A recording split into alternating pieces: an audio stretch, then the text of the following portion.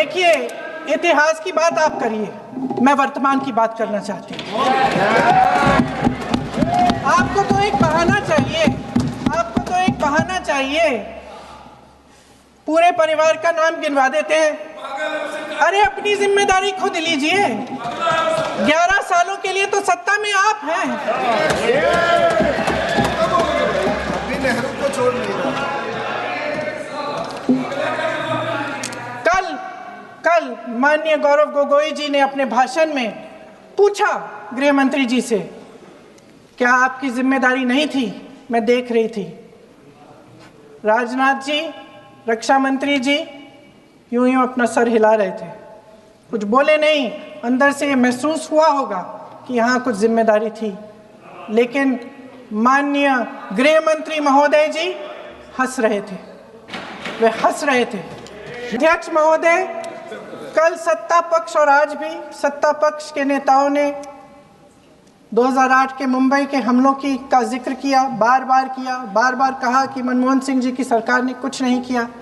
ये तो जानकारी होगी ना कि उसी समय जब वो आतंकवादी हमला चल रहा था, तभी उन आतंकवादियों को मार डाला था, एक बचा था और उसको भी फांसी दे दी थी 2012 में।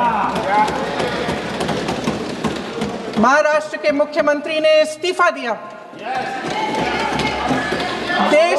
देश के गृह मंत्री ने जिम्मेदारी लेकर इस्तीफा दिया। एक जवाबदेही थी पब्लिक के प्रति, एक जवाबदेही थी इस देश की जनता के प्रति, इस देश की धरती के प्रति। राजनाथ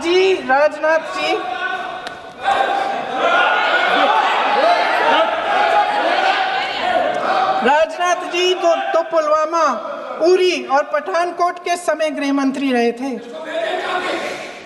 आज वे रक्षा मंत्री हैं और हमारे गृह मंत्री महोदय श्री अमित शाह जी के नाक के नीचे पूरा मणिपुर जल गया, दिल्ली में दंगे हुए, पहलगाम में हमला हुआ और आज भी वे उसी पद पर बैठे हैं। क्यों?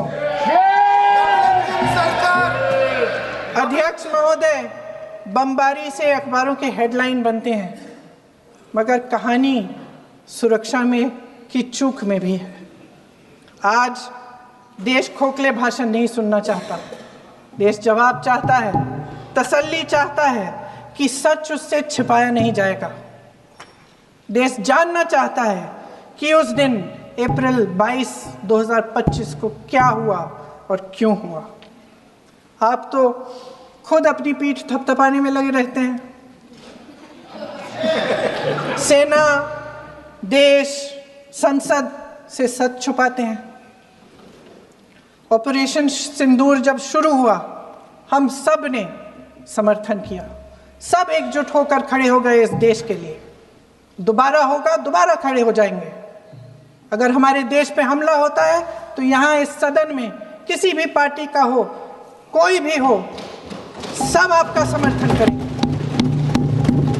अभी कांग्रेस की महासचिव और सांसद प्रियंका जी काफी कुछ बोलकर गई और उन्होंने कहा कि इतिहास से कोई मतलब नहीं है, वर्तमान में जी।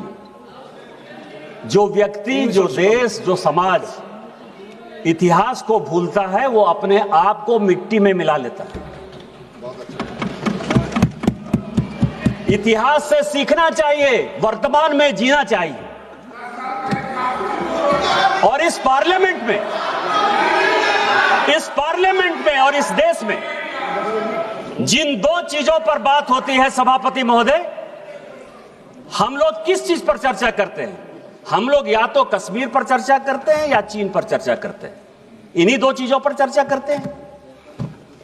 और प्रियंका गांधी और राहुल गांधी जी को लगता है कि नेहरू जी पर उनका एक स्टाम्प है।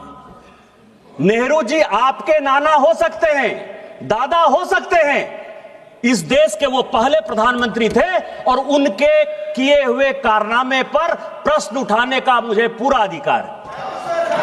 आपकी कोई गारंटी नहीं है, आपकी कोई यूएसपी नहीं है, वो इस देश के प्रधानमंत्री हैं। और यदि लम्हों ने खता की, सदियों ने सजा पाई, तो हम जो सजा पा रहे हैं उसके बारे में प्रश्न उठाने का मुझे पूरा अधिकार है। एक किताब है सर जो नेहरू जी ने खुद लिखी और इस समाज को, इस देश को जानने का अधिकार है। उन्होंने लिखा, उनकी किताब है glimpses of world history. Chair पे आना है 4 बजे से। और वही कांग्रेस की मानसिकता और विपक्षी पार्टियों की मानसिकता वहीं से निकलती है। ग्लिम्सेस ऑफ वर्ल्ड हिस्ट्री में सभापति महोदय नेहरू जी ने लिखा कि मोहम्मद गजनी जिसको गजनी और गोरी जिसको कि हम लुटेरा मानते हैं, जो आज का टेररिस्ट जिसको कहते हैं वो उस जमाने का टेररिस्ट हुआ करता था, उसको वो कहते हैं कि वो वॉरियर था। उसको वो कहते हैं कि वो केवल अपने अंपायर को एक्सपेंड करने के लिए आया था और उसने हिंदुओं पर कोई जुल्म नहीं किया। ये ग्लिम्सेस ऑफ वर्ल्ड हिस्ट्री में खुद मिस्टर नेहरू लिखते और यही आज की मानसिकता है। और दूसरी मानसिकता जिसमें कि नेहरू जी के किए हुए कामों पर यह परिवार क्वेश्चन उठाता है। मैं आपको बताऊं कि पाकिस्तान, जिसको कि माननीय गृह मंत्री जी ने बोला, मैं उसको आगे बढ़ाना चाहता हूं कि आखिर पाकिस्तान क्यों बना। और ये मैं सभी को बताना चाहता हूं कि पाकिस्तान क्यों बना। पाकिस्तान 2 लोगों ने बनवाया, एक का नाम था मिस्टर जिन्ना, दूसरा का नाम था लियाकत अली। जब 1946 में, जब 1946 में लियाकत अली इस देश का कट्टर नागरिक होना चाहता था। लियाकत अली वेस्टर्न उत्तर प्रदेश का था और वो यहीं बैठकर राजनीति करना चाहता था। 1946 में जब संविधान सरकार बनी, मिस्टर नेहरू ने और लियाकत ने अपनी आत्मकथा में लिखा है कि नेहरू ने अपनी बहन विजय लक्ष्मी पंडित को 1946 में जब मॉस्को का राजदूत बनाया, उस चीज से लियाकत इतना दुखी हुआ, परिवारवाद से इतना दुखी हुआ कि उसने उसी दिन डिसाइड कर लिया कि जिस दिन भारत का पार्टीशन होगा मैं पाकिस्तान चला जाऊंगा, और पाकिस्तान और हिंदुस्तान का बंटवारा हो गया। वही परिवारवाद आज कांग्रेस को यहां तक ले आई है सर, इस देश को यहां तक ले आई है।